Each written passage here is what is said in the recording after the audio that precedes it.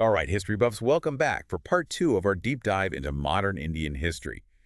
We're gearing this up especially for our listeners, prepping for those UPSC exams, specifically that GS1 Modern History section. But hey, if you're just here for the love of history, we're thrilled to have you too.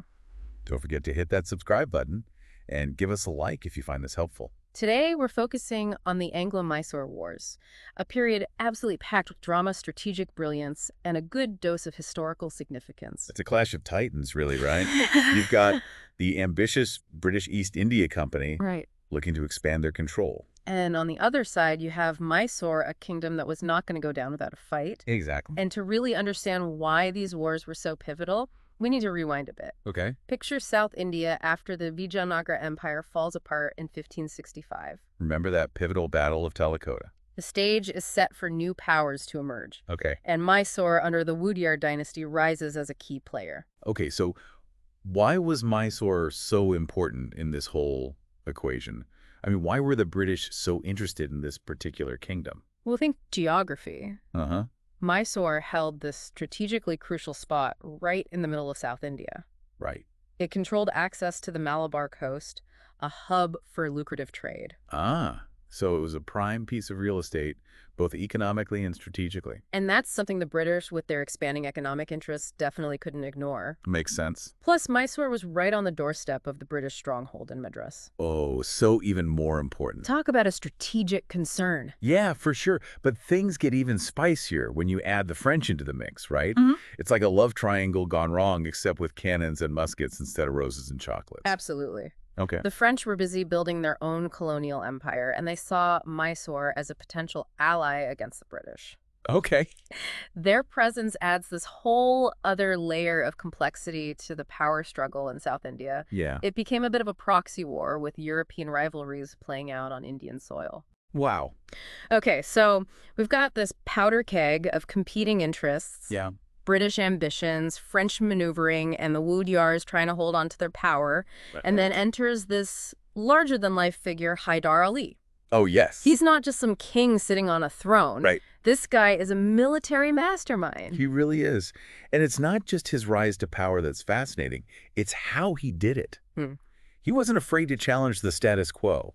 While other Indian rulers were sticking to traditional methods, Haidar Ali was embracing military modernization. Right. He adopted Western training techniques, developed a powerful artillery force, and even set up an arms factory with French help. Wow. That's a game changer in 18th century India. Big time. And what's impressive is not just the technology itself, but Haidar Ali's strategic thinking. Yeah. He understood the importance of adapting his tactics to different enemies. Facing swift Maratha cavalry, he met them with his own mobile forces. Up against the Nizam's French-trained army, he countered with superior firepower. This flexibility and willingness to innovate really set him apart.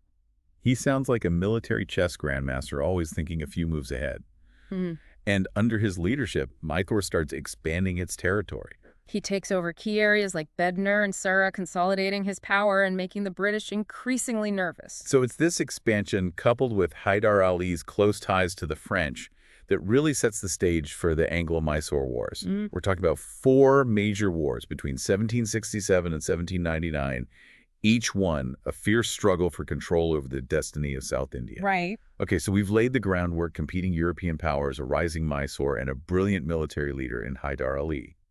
It sounds like the perfect recipe for conflict. It does. So let's get into the nitty-gritty of these wars. Right. What were the real underlying causes? I mean, it can't just be about who gets to control a few patches of land, right? You're absolutely right. There's a whole web of factors at play here. Of course, territorial ambitions were a part of it. Okay. Both Mysore and the British wanted to expand their spheres of influence. Right.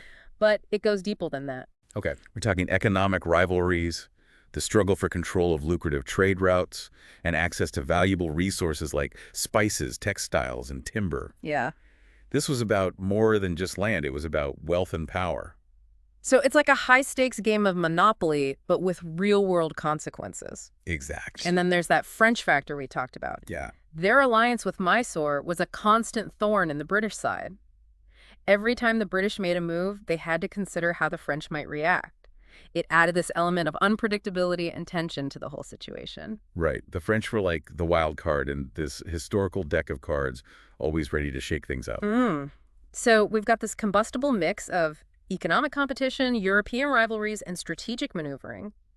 Where does Tipu Sultan Haidar Ali's son fit into all of this? Tipu Sultan is a fascinating figure, and his role in these wars is something we'll explore in more detail as we move forward. Yay. But it's important to understand that he inherited his father's military talent and ambition. Right. He also inherited a complex geopolitical situation, one that was ripe for conflict. All right, so we've set the stage, introduced the key players, and explored the simmering tensions that were about to boil over.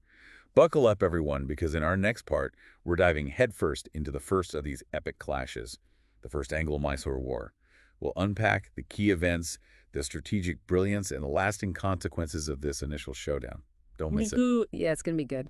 Welcome back, history enthusiasts. In Part 1, we laid the groundwork for the Anglo-Mysore Wars, a series of conflicts that would reshape the political landscape of South India. We talk about the ambitious British East India Company, the wily French, and the rise of the dynamic Haidar Ali. We left off with Mysore flexing its newfound military might and the British feeling a little uneasy about this powerful neighbor. So how do we go from uneasy tension to a full-blown war? That's the million-dollar question. I mean, wars don't just erupt out of nowhere. What was the tipping point that led to the First Anglo-Mysore War? Well, it's a classic tale of broken treaties and shifting alliances, really a tangled web of political maneuvering. You see, the British, fresh off their victory in Bengal, were feeling pretty confident. They thought they could play the divide and conquer game, pitting Indian powers against each other. Okay. They signed a treaty with the Nizam of Hyderabad, Okay. promising him protection from Haidar Ali Right. in exchange for a chunk of territory known as the Northern Circles. Hold on, Northern Circles. For those of us who aren't geography whizzes, could you give us a quick rundown of where that is and why it was so important? Of course. The Northern Circles were a stretch of coastal territory along the Bay of Bengal, strategically valuable for trade and access to resources. So the British were essentially trying to weaken Haidar Ali by cozying up to his rival, the Nizam. Ah, classic power politics. But I have a feeling Haidar Ali wasn't just going to sit back and watch this happen, was he? Not a chance. Haidar Ali was a master strategist and diplomat. He knew how to play the game, too. He was facing his own challenges, the Marathas were breathing down his neck in the west, and he had ongoing territorial disputes with the Nawab of Arcot. Right. Yet he managed to pull off a brilliant move. Okay, I'm on the edge of my seat. What did he do? He neutralized the Maratha threat first. A little diplomacy and maybe some well-placed incentives did the trick. Then he turned the tables on the British. He struck a deal with the very same Nizam who had just allied with the British, promising him a share of any territories they might conquer together. Talk about a plot twist. So the British went from thinking they were isolating Haidar Ali to suddenly facing a united front. That's got to sting. But how did this all actually play out on the battlefield? Well, the First Anglo-Mysore War lasted about a year and a half with a lot of back-and-forth skirmishes and maneuvering, but no decisive victory for either side. The British were in for a rude awakening. Yeah. They had underestimated Haidar Ali's military skills. I bet. And then Haidar Ali pulls off this incredibly daring move that would send shockwaves through the British camp. He marches straight towards Madras, their most important stronghold in South India. It was a bold move, a real demonstration of his strategic thinking. He knew that striking at the heart of British power would force them to reconsider their entire strategy. Okay, so he's basically knocking on the door of the British headquarters. What was their reaction? Panic. They hadn't anticipated such a direct attack on Madras. It threw them off balance, and they were forced to scramble to defend their position. So did Haidar Ali manage to capture Madras? Did he pull off this incredible upset? Not quite. While he caused a lot of disruption and fear, he couldn't hold Madras for long. The First Anglo-Mysore War ended in a stalemate, with both sides signing the Treaty of Madras in 1769. A stalemate, so no clear winner. But this treaty must have had some terms right. What were the key takeaways from the Treaty of Madras? The treaty basically restored things to how they were before the war. Both sides agreed to return any captured territories, and the British promised to help Haidar Ali if he was attacked by another power, something that would come back to haunt them later. So they planted the seeds for future conflict with that promise. Sounds like a temporary fix, not a real resolution. Exactly. The underlying tensions remained, the rivalries were far from resolved, and the stage was set for the next chapter in this saga, the Second Anglo-Mysore War. But before we jump into that, let's take a step back and consider the significance of the First Anglo-Mysore War. It was a wake-up call for the British. Yeah. They had underestimated their Indian adversaries and learned a valuable lesson that controlling South India would not be a walk in the park. And for Haidar Ali? For Haidar Ali, the First Anglo-Mysore War was a demonstration of his military prowess and political acumen. He had stood up to the mighty British forged strategic alliances and even threatened their most important stronghold. He emerged from the war with his reputation enhanced and his determination to protect Mysore's independence even stronger. Welcome back, everyone. If you've been following along, we're deep in the heart of the Anglo-Mysore Wars, a period that's absolutely critical for understanding British expansion in India.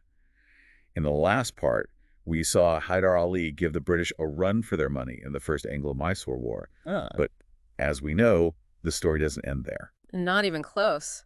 The Treaty of Madras might have brought a temporary pause to the fighting, but the underlying issues were far from settled. Right. It was like putting a Band-Aid on a deep wound. Yeah. It might stop the bleeding for a bit, but true healing requires a lot more. So what reignites the conflict? What leads to the Second Anglo-Mysore War? Well, remember that promise the British made in the Treaty of Madras to come to Haidar Ali's aid if he was attacked? Well, that came back to bite them. Uh-oh.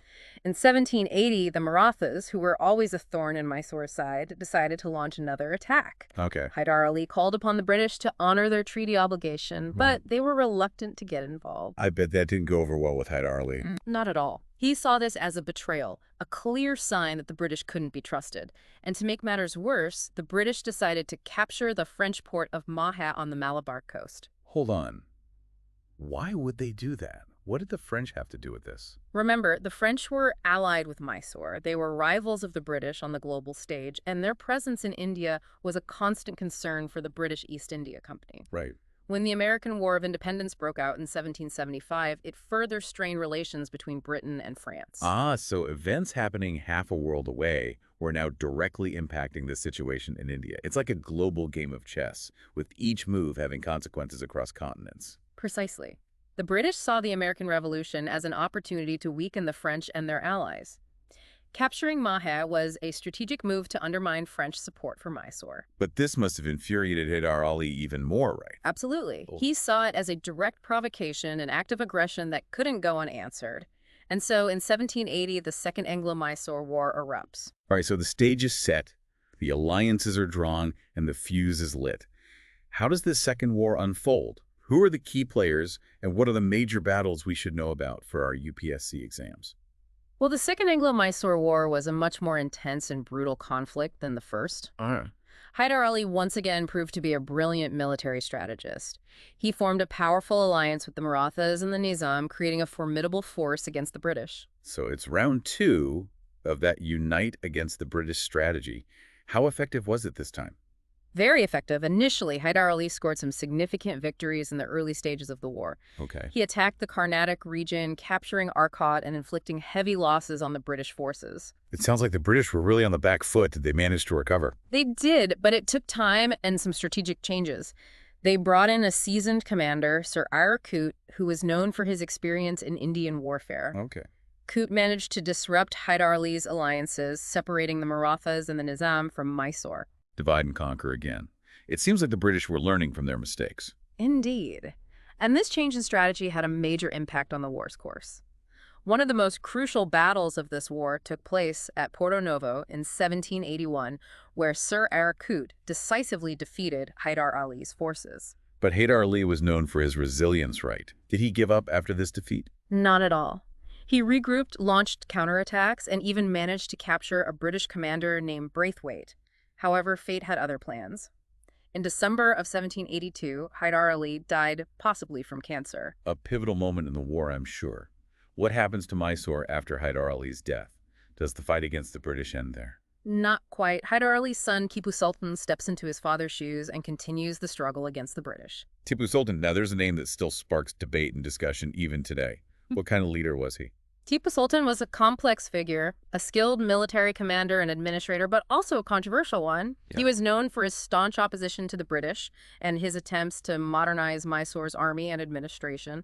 He also implemented some religious policies that caused friction with certain segments of the population, policies that were often used by the British to demonize him in their accounts. So a bit of a mixed bag then. It sounds like he was a product of his times, facing a formidable enemy and trying to navigate a complex political landscape. But what about the Second Anglo-Mysore War? How did it end? The war dragged on for another year after Haidar Ali's death, with neither side gaining a decisive advantage. Eventually, both sides exhausted and facing mounting costs agreed to a negotiated settlement. In 1784, they signed the Treaty of Mangalore. Another treaty. Does this one bring lasting peace? Unfortunately, no. The Treaty of Mangalore essentially restored the status quo. Both sides agreed to return captured territories and prisoners. It was a truce, not a true resolution. So it sounds like a temporary pause, not the end of the story. Exactly. The rivalry between Mysore and the British East India Company was far from over. The underlying tensions remained, and it was only a matter of time before these two powers would clash again in the Third and Fourth Anglo-Mysore Wars. These conflicts would ultimately decide the fate of Mysore and mark a turning point in British dominance over South India. And that's where we'll wrap up our deep dive for today. We've covered a lot of ground, folks, from the rise of Haidar Ali to the complex web of alliances and the brutal realities of 18th century warfare. If you're prepping for those UPSC exams, make sure to revisit those key battles, the terms of those treaties, and the impact of global events on the Indian subcontinent. But even if you're just a history buff like me, I hope you've gained a deeper appreciation for the dramatic story of the Anglo-Mysore Wars. It's a reminder that history is full of unexpected twists, turns, and larger-than-life characters who shape the world we live in today. So until next time, keep exploring, keep questioning, and keep that love of history alive.